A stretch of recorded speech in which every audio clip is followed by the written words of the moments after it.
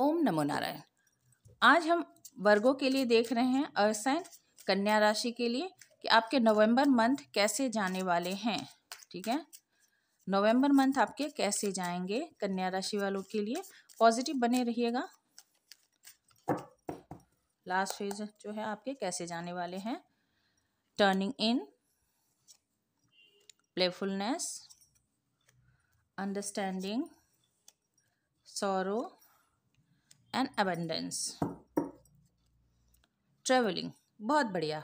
देखिए, आप अंतर्मुखी हो रहे हैं। वैसे भी कन्या राशि वाले तो अंतर्मुखी होते ही। अंतर्मुखी का मतलब है अपने आप की तरफ मुड़ना, अपने अंदर झांकना। पास्ट की चीजें आपके दिमाग में चल रही हैं, पर आप उन पास्ट की मेमोरी से पहले हॉन्टेड होते होंगे, डरते होंगे, परेशान होते होंगे। पर यहाँ पर दिख रहा है कि अब आप अपने आप को समेट रहे हैं, अपने आप को संभालने की कोशिश करते हुए यहाँ मुझे नजर आ रहे हैं। ठीक है, और यही चीज आपके जीवन में खुशियां लाएंगी। यही चीज आपके जीवन में जो है बैलेंस लाने की कोशिश करेगी। ठीक है, और प्लेफुलनेस बता रहा है कि आप ना एक ऐसे एनर्जी में जाने की कोशिश कर रहे हो, एक आप ऐसे ऑरा में जा रहे हो जहां पर आप आनंद की जो अवस्था होती है ना, आनंद की अवस्था की तरफ आप बढ़ने की कोशिश करो। और ये बहुत अच्छी एनर्जी है आपके लिए। आपको वैसे भी आनंद की अवस्था में जाने की ही जरूरत है। जब आप ईश्वर को सरेंडर करते हैं, प्लेफुल एनर्जी में जाते हैं, तो आप आनंद को प्राप्त करते हैं। ठीक है, और अंडरस्टैंडिंग बता रहा है कि हो सकता है कि बहुत लंबे समय तक आप बंधा हुआ महसूस करेंगे। ये 8 ऑफ सोर्स की एनर्जी होती है। तो बहुत लंबे समय तक ना खुद को आप बंधा हुआ महसूस कर रहे थे, दूसरों को आप आज़ाद देख रहे हैं। पर जब आप अपनी क्षमता को समझेंगे तो फिर आप खुद को आज़ाद करने में सक्षम हो पाएंगे। सॉरो, ग्रीफ से बाहर निकलिए। कभी कभी आप हो सकता है पास्ट की तरफ मुड़ते होंगे, ग्रीफ में चले जाते होंगे। तो जब आप ग्रीफ से बाहर निकलेंगे, दुख से बाहर निकलेंगे, पास्ट की जो टैरो के हिसाब से यदि हम कहें तो ये एक 9 ऑफ सोर्स की एनर्जी होती है और हर्मिट की भी एनर्जी होती है। तो आपको इस सौरों से बाहर निकलना है और टैप इन करना है अबंडेंस की तरफ। ठीक है, ग्रीफ से बाहर निकलिए, प्लेफुलनेस एनर्जी में आइए। और जब आप अपनी क्षमता को समझेंगे, आप अंतर्मुखी हो जाएंगे, अपने आप से जुड़ेंगे, तो आपको आज़ादी महसूस होगी। अपने जैसे लोगों से जो आज़ाद ख्याल के हैं, स्वच्छंद विचार के, उनसे जुड़ेंगे और अबंडेंस को प्राप्त करेंगे।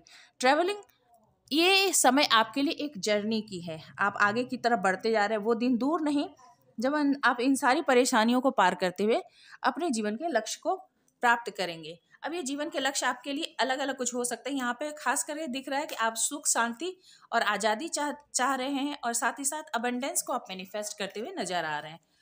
ठीक है, यानी आप दुख से सुख की तरफ बढ़ रहे हैं। ये पूरी पूरी तरह से सच है कि आप दुख से सुख की तरफ बढ़ते हुए नजर आ रहे हैं। चलिए हम इसे टैरो से क्लैरिफाई करते हैं। एंजल प्लीज बताएं कन्या राशि वालों के लिए। Night of pentacles, tower, 8 of source, 4 of source and last one 7 of source. Bottom की एनर्जी क्या है? 4 ऑफ वेंट्स।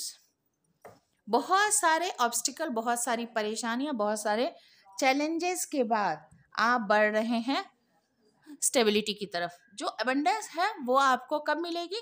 इन सारे सिचुएशन से गुजरने के बाद। तो आपके जीवन में स्टेबिलिटी तो आनी ही आनी है। नाइट ऑफ पेंटिकल से जर्नी आपकी स्टार्ट हुई स्लो स्लो।